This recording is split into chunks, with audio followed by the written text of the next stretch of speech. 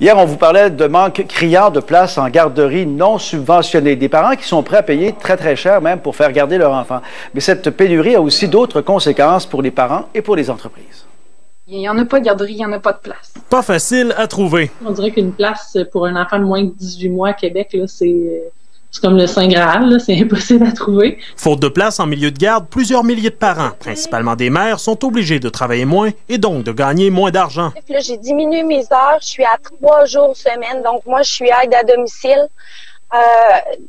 D'enlever mes heures, ça impute aussi le service qu'on offre à nos clients. Présentement, je suis en sans solde depuis décembre. Plus de RQAP.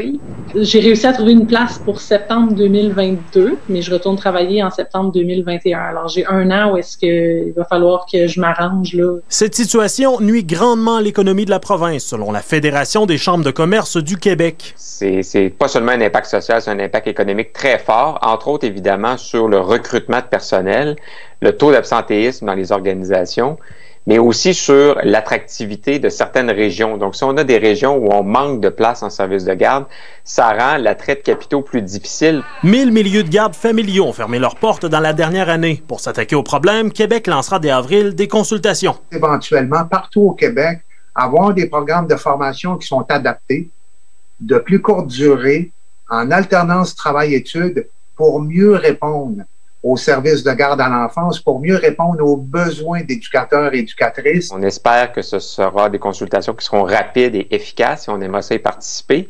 On aimerait ça aussi au niveau du ministère du Travail, qu'on ait des investissements supplémentaires pour avoir des formations rapides, écourtées, pour développer donc du personnel en éducation en service de garde puis en formation à la petite enfance. 50 000 enfants sont toujours en attente d'obtenir une place en garderie. Raphaël Beaumont-Drouin, TVA Nouvelles, Québec.